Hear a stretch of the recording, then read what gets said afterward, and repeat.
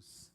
Igreja, você que está na sua casa, que Deus o abençoe, pegue a sua Bíblia aí, e você que está aqui, eu convido você a abri-la na Palavra de Deus, no livro de 2 de Reis, capítulo 20.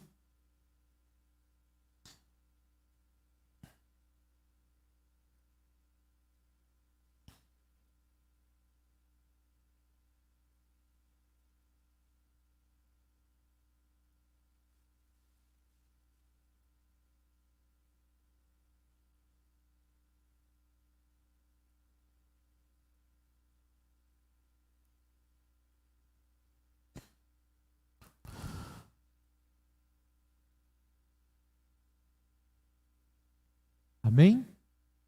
2 de Reis, capítulo 20, a partir do versículo 1. Naqueles dias, Ezequias adoeceu de uma enfermidade mortal, e veio ter com ele o profeta Isaías, filho de Amós. E lhe disse: assim diz o Senhor, põe em ordem a tua casa, porque morrerás e não viverás. Então virou Ezequias o rosto para a parede e orou ao Senhor, dizendo: lembra-te, Senhor, peço-te, de que andei diante de ti com fidelidade, com inteireza de coração, e fiz o que era reto aos teus olhos. E chorou muitíssimo. Antes que Isaías tivesse saído da parte central da cidade, veio a ele a palavra do Senhor, dizendo: volta e diz a Ezequias, príncipe do meu povo: assim diz o Senhor, ó Deus de Davi teu pai, ouvi a tua oração e vi as tuas lágrimas. Eis que eu te curarei, e ao terceiro dia subirás à casa do Senhor. Acrescentarei aos teus dias 15 anos, e das mãos do rei da Síria te livrarei, a ti e a esta cidade, e defenderei esta cidade por amor de mim e por amor de Davi, meu servo. E disse mais Isaías: tomai uma pasta de figos. Tomaram-na e a puseram sobre a úlcera, e ele recuperou a saúde. Amém? Vamos orar. Espírito Santo de Deus, fala comigo, fala com a tua igreja reunida aqui nesta noite, e que em nome de Jesus, o Senhor possa estar ministrando a tua palavra no nosso coração e agindo poderosamente, em nome de Jesus. Amém e amém. Você pode se assentar, você que está aqui conosco. Amém?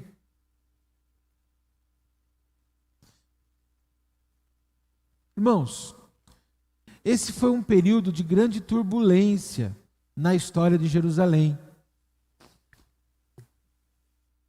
Aqui havia um império muito grande, chamado o Império da Assíria.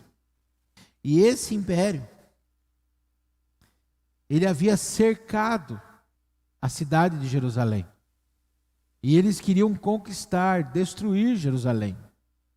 E o rei Ezequias, ele clama a Deus, e ele vence essa batalha de uma maneira sobrenatural. O Senhor envia um anjo contra o arraial dos assírios, de modo que 180.000 soldados morrem de uma única vez, numa única ação desse anjo enviado por Deus. E aí então o rei Senaqueribe é levado para dentro da sua casa, ele vai embora, ele volta para o seu palácio, e lá dentro, inclusive depois ele é morto por um dos seus filhos, como um juízo que Deus havia dado a ele e avisado a Ezequias de que faria isso.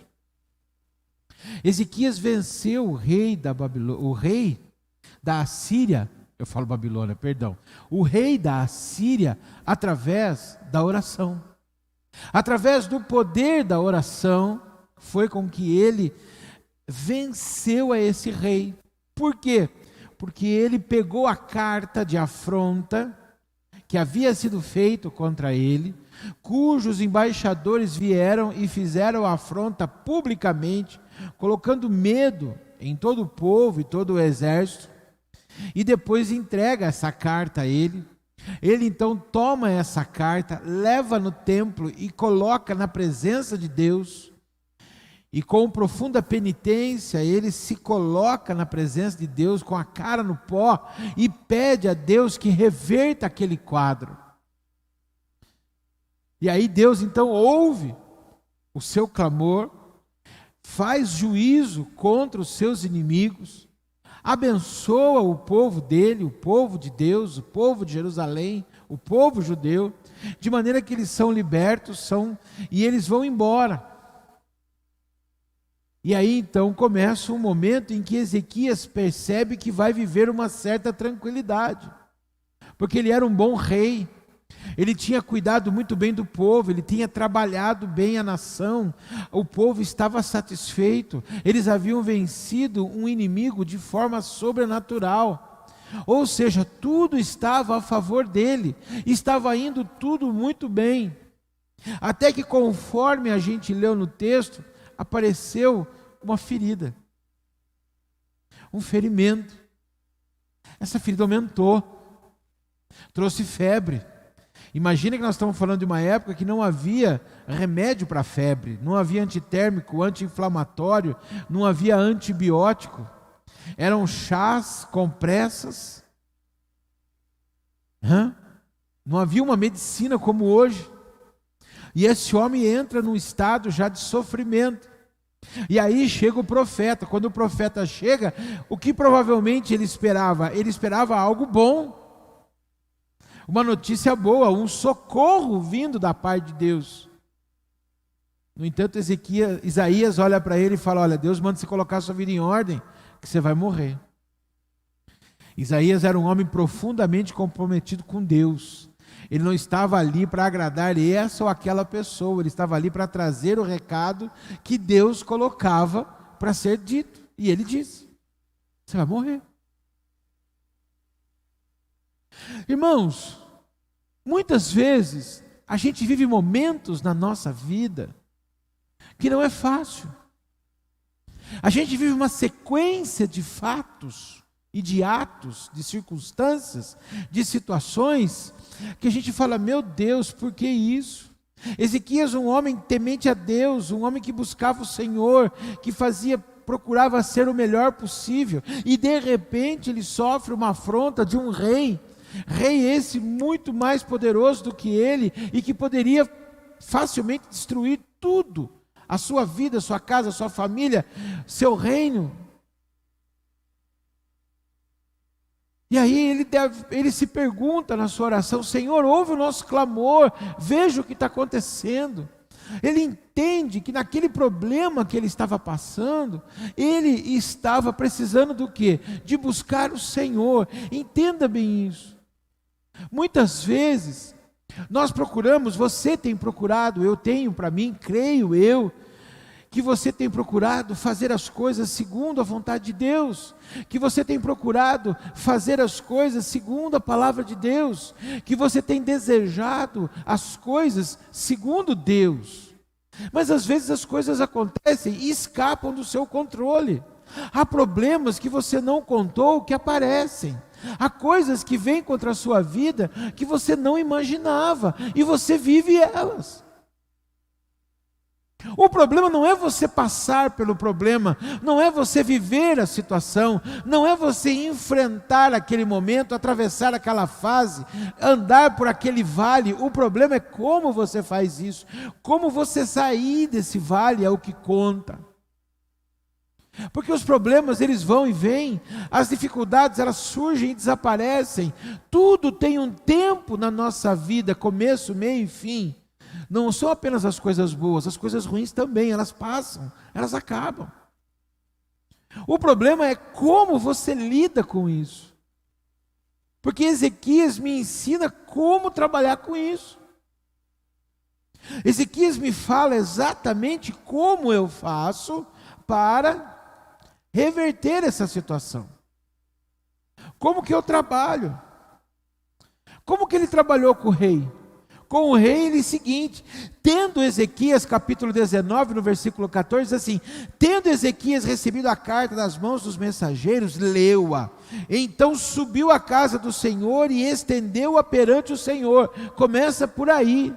Quando você toma ciência de um problema, quando você passa a ter entendimento de que você está com uma dificuldade, o que você faz?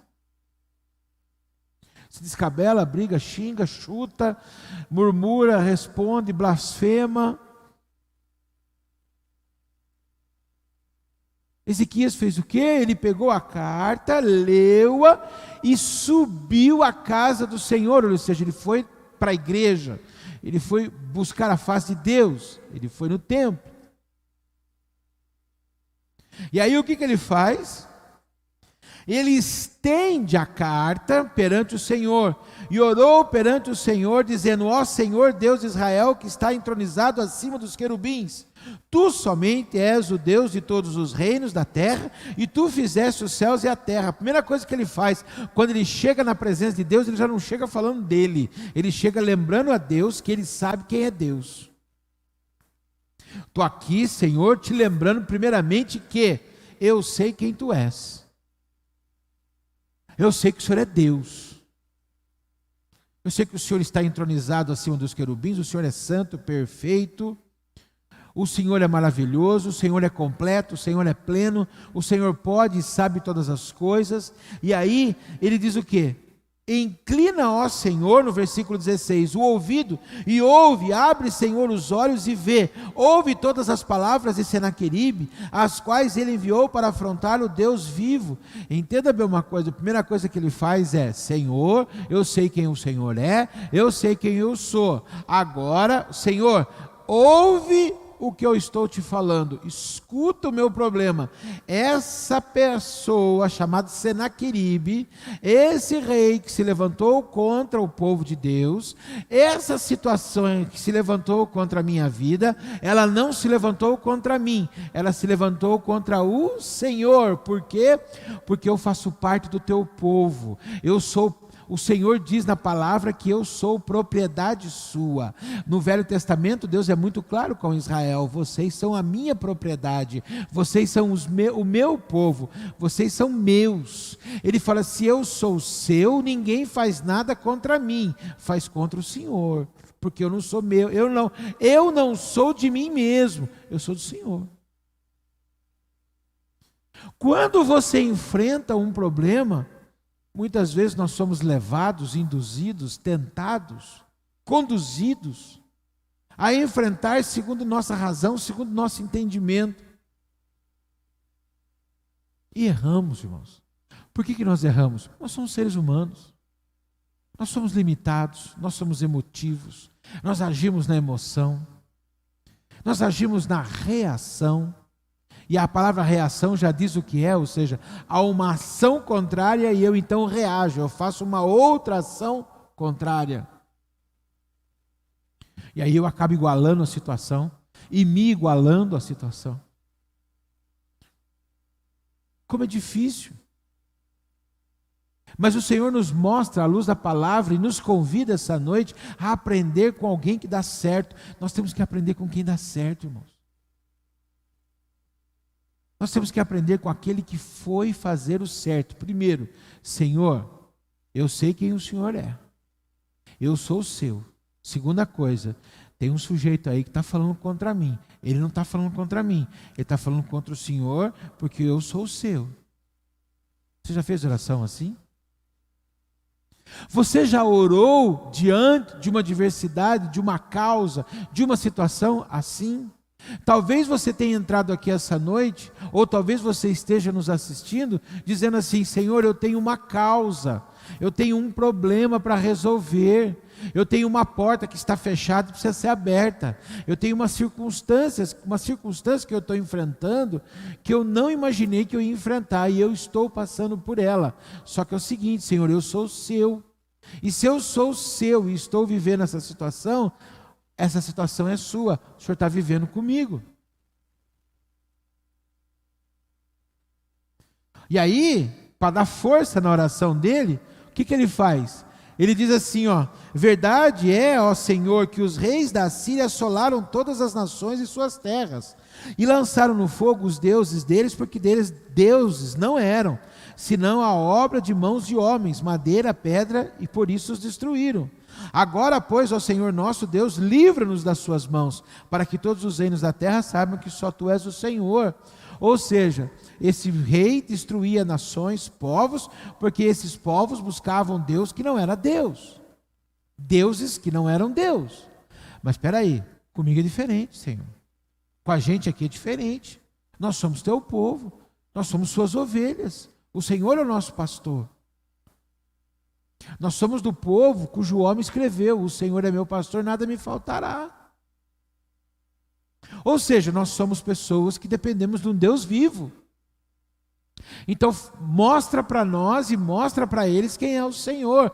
Meu irmão, o que o Senhor está dizendo para mim e para você nessa noite, que aquela porta que você precisa que seja aberta, que aquela causa que você precisa que seja ganha, que aquele livramento que você está precisando, que aquela mudança de quadro que o Senhor está precisando, que você está precisando, Deus manda dizer para você: apresenta a sua causa na minha mão. Apresenta a sua situação na minha mão e diga que você é meu. E que o resultado que acontecer não será seu, mas será meu. O que significa isso? Que se você perder, Deus perdeu. Espera aí, Deus perdeu? Alguma vez Deus perdeu? Não. Alguma vez Deus falou assim: desculpa aí, eu errei. Desculpa a vergonha que eu passei. Deus já falou isso? Não. Então, espera aí. Vamos aqui agora, eu e você, entender isso.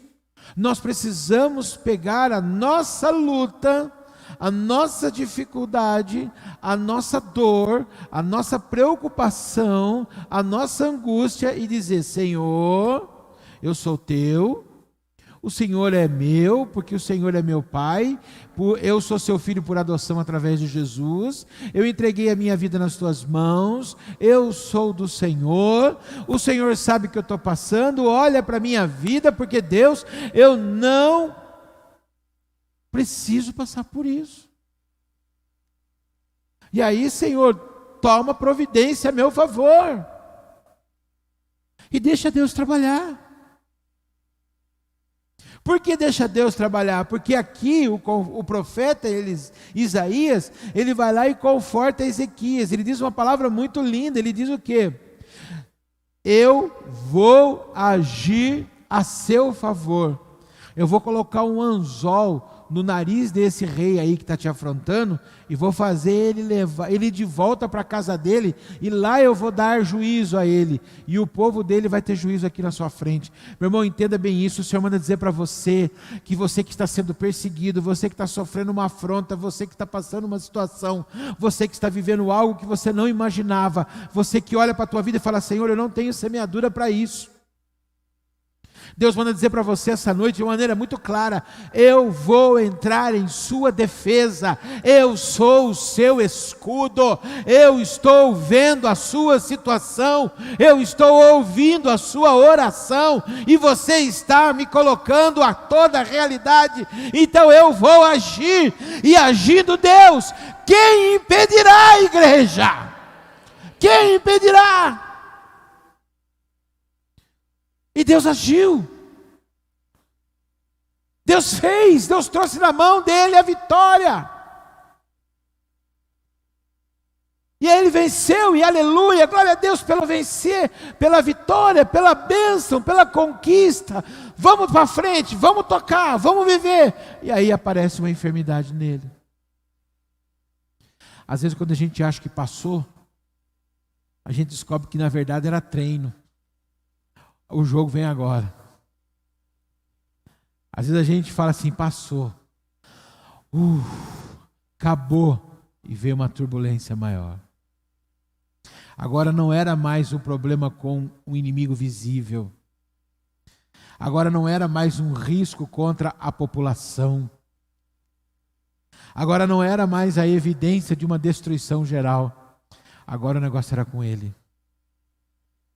Era íntimo. Era pessoal, era indivisível. Por quê? Se tratava da vida dele, era ele quem ia morrer. E nós estamos falando aqui que não era qualquer profeta, não era um profeta, era Isaías.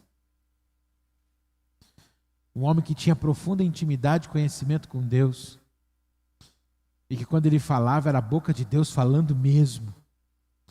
Não tinha argumento, era irrefutável, ou seja, não tinha como rebater aquilo que aquele homem falava, porque aquele homem não falava por ele, falava pelo próprio Deus de Israel.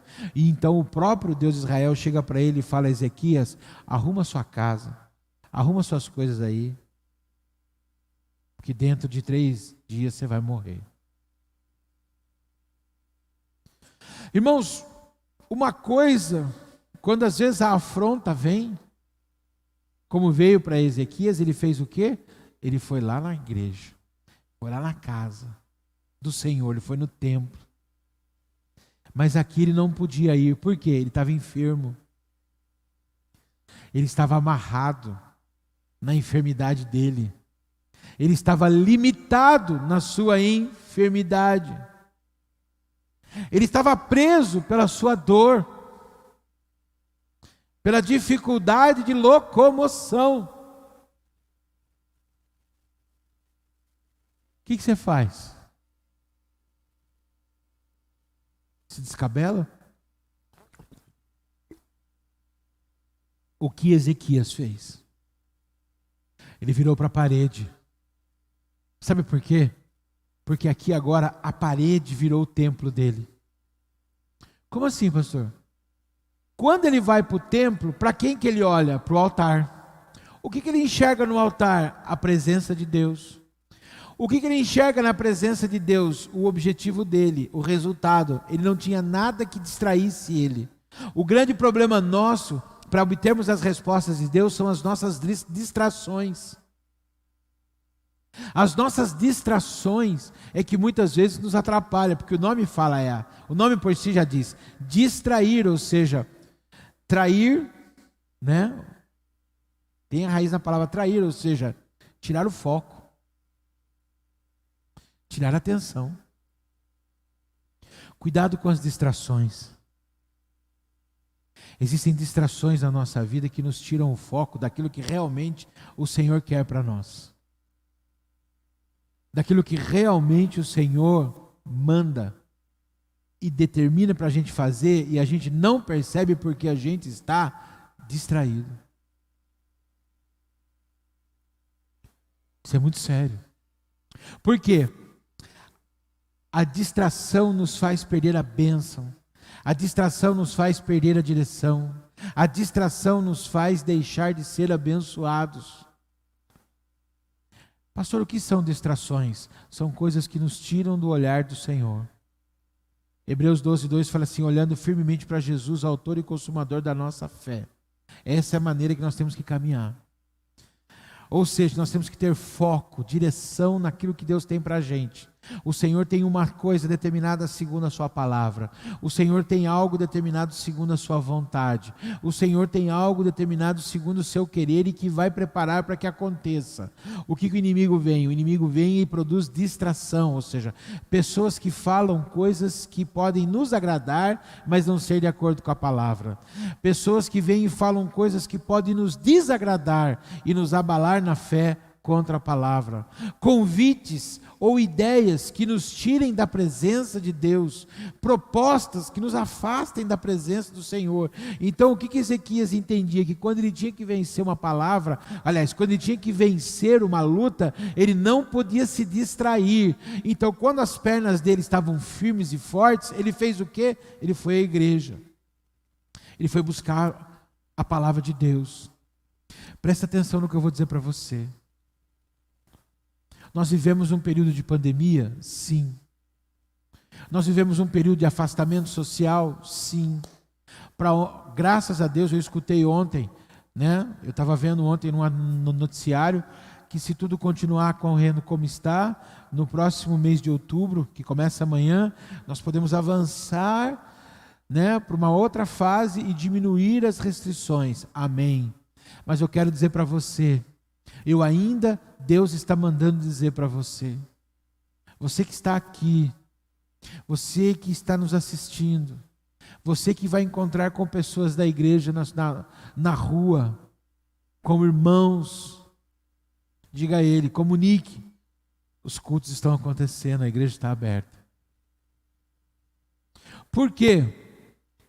Porque há pessoas que no período da pandemia, no período do afastamento, ao invés de buscarem ao Senhor, ao invés de fazer como Ezequias e se voltarem mais ao Senhor, elas se distraíram. E essa distração pode trazer consequências ruins.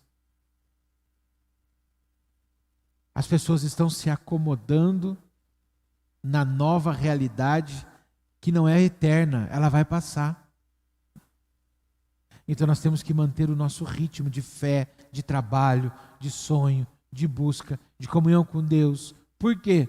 Porque a nossa vida vai seguir, a nossa vida vai continuar.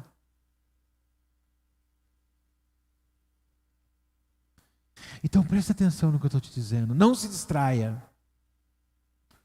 Não se distraia. Satanás está usando um argumento, um jogo muito fácil. Distração. A distração. Tem gente arrumando tempo para tudo. Para tudo. Para fazer tudo o que quer fazer, menos para estar na presença de Deus. Cuidado.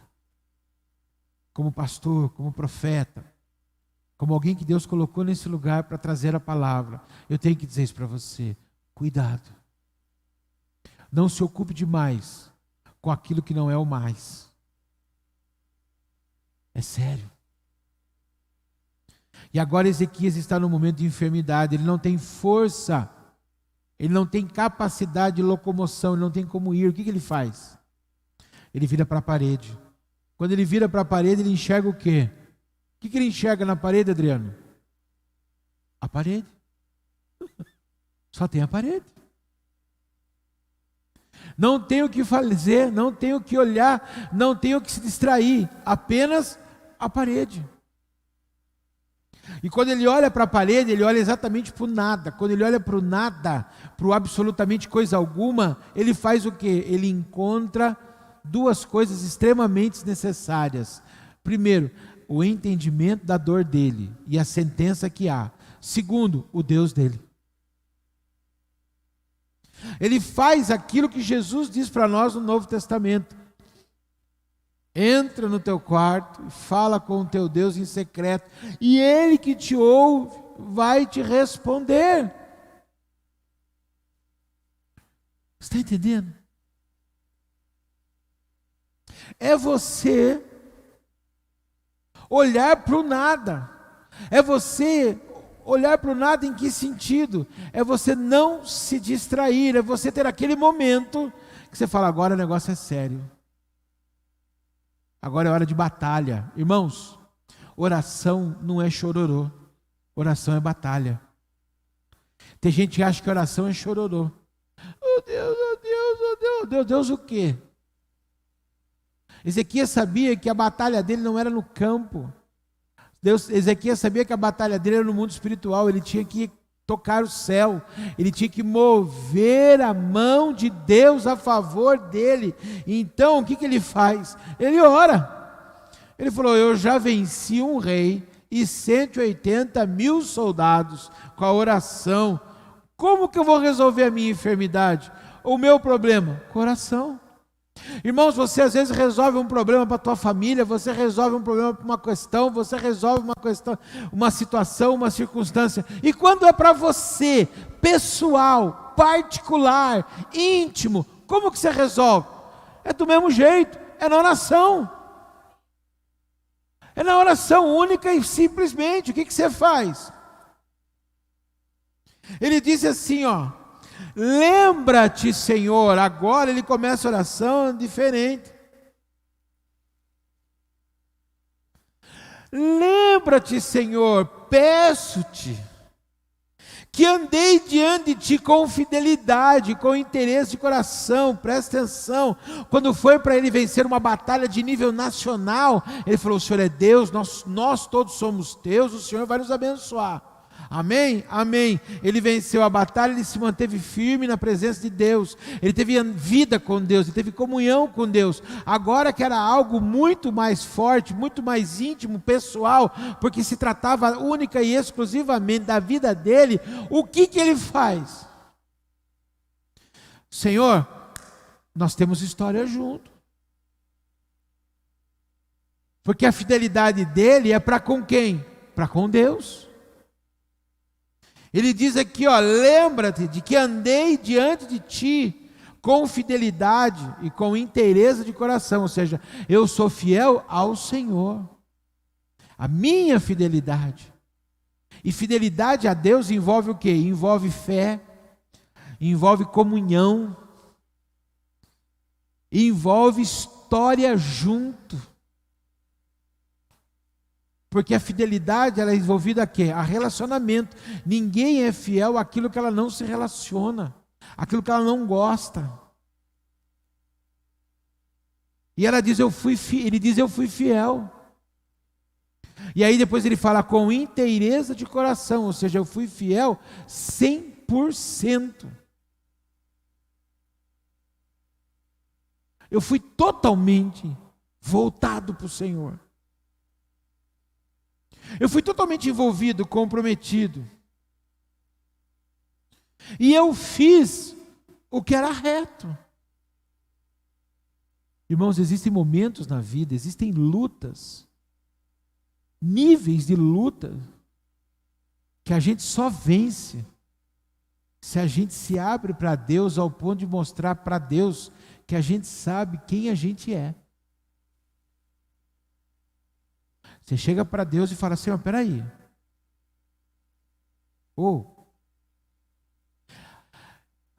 Essa situação está vindo contra mim, essa onda enorme está querendo me cobrir, me afogar, essa circunstância está querendo me destruir, essa situação está querendo me matar, mas peraí.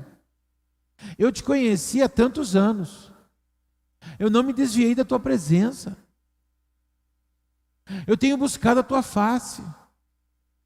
Eu tenho procurado te servir da melhor maneira que eu consigo, com a minha inteireza de coração. Não é com perfeição, é com inteireza de coração. Perfeição é uma coisa, ela não existe, só Deus é perfeito. Mas inteireza de coração é o quê? É simplesmente, eu não consigo fazer mais ou melhor, o meu tudo está na tua mão. Olha para mim.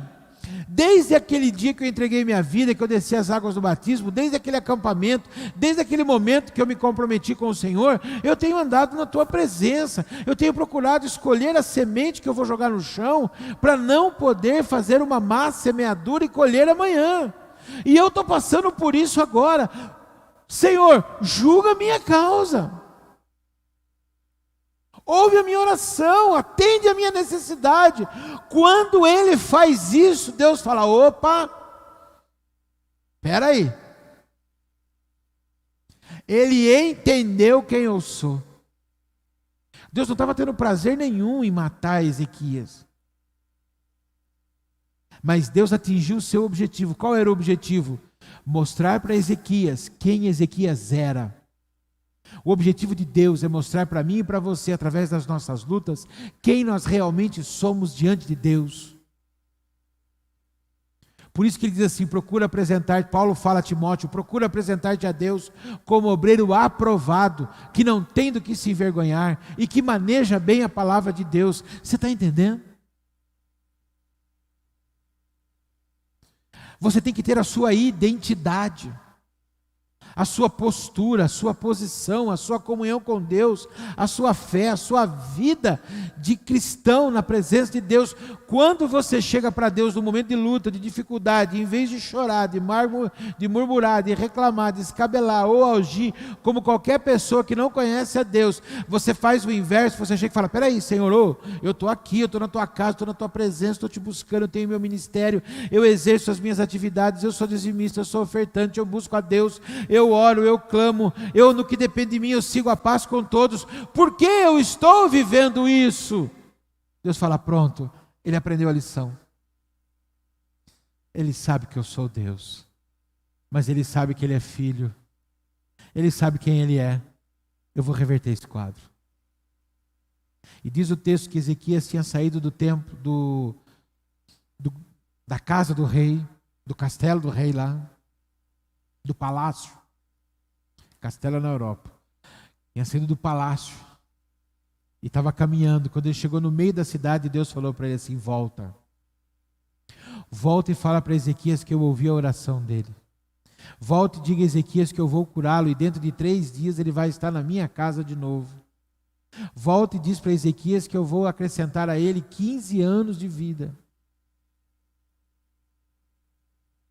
E diga a ele para colocar uma pasta de figos sobre a enfermidade, porque ele será curado.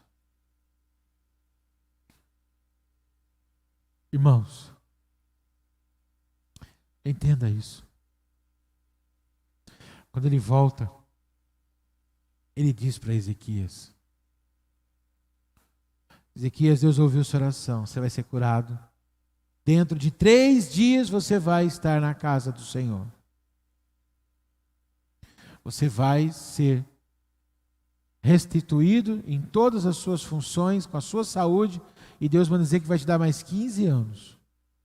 E para essa enfermidade aí, você coloca uma pasta de figo. Irmãos, figo não cura ferida. Figo não cura câncer. Senão não existia mais câncer. Pastor, o que é esse figo? Esse figo nada mais é do que a palavra. Coloca a palavra. Por quê? Porque a palavra é fruto da nossa comunhão com Deus. Israel é conhecido como a figueira. E a figueira dá frutos, dá figo. A nossa vida dá fruto. O que é o fruto da nossa vida?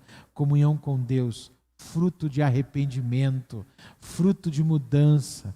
Fruto de salvação. Fruto do Espírito. Frutos. Deus está dizendo aqui para nós, através da vida de Ezequias. Isaías disse assim, pega dos frutos e coloca sobre a enfermidade, que vai haver vida. Pega dos frutos que Deus tem feito você produzir e coloca em todos os seus problemas, porque vai haver vida, vai haver mudança, vai haver restauração. E ainda Ezequias pede um sinal para Deus. Isaías, como que eu vou ter certeza que você está me falando a verdade? Por que ele fez isso? Ele duvidou de Deus? Não.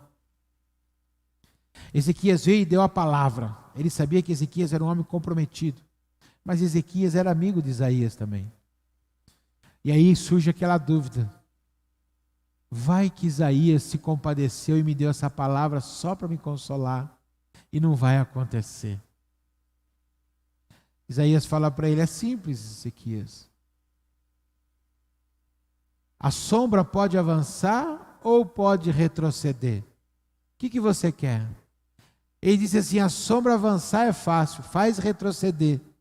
Isaías orou e a sombra retrocedeu 10 graus, ou seja, o tempo voltou 10 minutos. E aí Ezequias entendeu que Deus estava realmente falando com ele. Por que Ezequias fez esse pedido? Porque Ezequias tinha maturidade agora. A Bíblia diz que nós devemos examinar as Escrituras porque elas cuidam de mim. E ela disse, Isaías, me dá um respaldo daquilo que você está me falando. Eu não vou me deixar levar por qualquer vento de conversa. Você saiu daqui com uma sentença de morte, 15 minutos depois você me volta com uma sentença de vida. Me dá um respaldo na palavra do que você está falando. Ele diz, então eu vou te dar, o relógio vai voltar, coisa impossível de acontecer, para você entender que Deus está realmente confirmando a sua oração e te dando a resposta que você quer. E aí Ezequias se alegrou. Por quê? Porque realmente ele entendeu que era Deus. Por quê?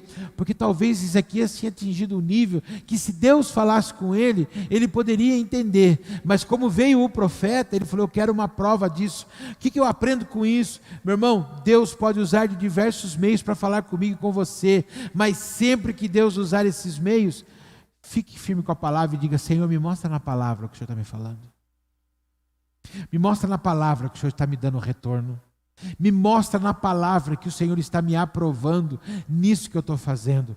Creia, há um Deus que vai se alegrar com isso, vai se alegrar com o seu zelo, com o seu preocupação, com o seu cuidado para com a palavra, para com a santidade dele em relação à sua vida, e ele vai se alegrar e prontamente ele vai responder, porque o nosso Deus não é mudo, ele fala.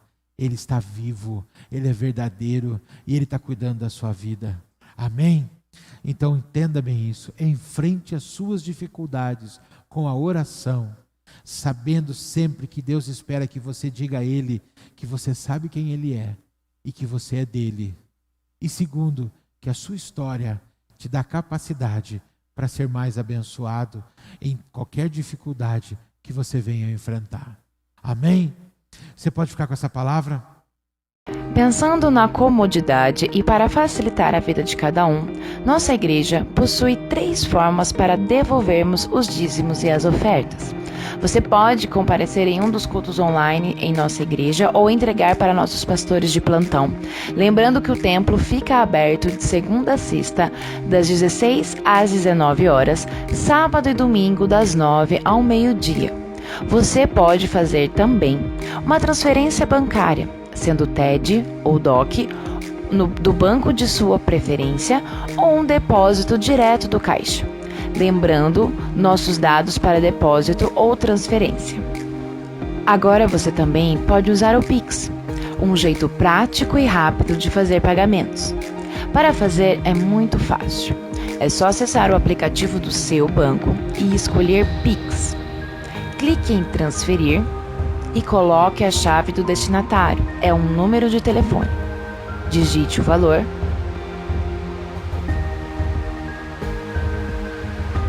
Confirme os dados da conta e clique em confirmar transferência. Pronto.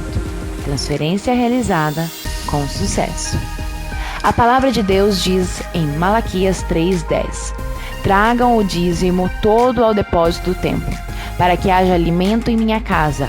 Ponham-me à prova, diz o Senhor dos Exércitos, e vejam se não vou abrir as comportas dos céus e derramar sobre vocês tantas bênçãos que não terão onde guardá-las. Esta é a nossa igreja. Não importa onde estivermos, estaremos sempre conectados. Que Deus te abençoe. E lembre-se, a igreja não para.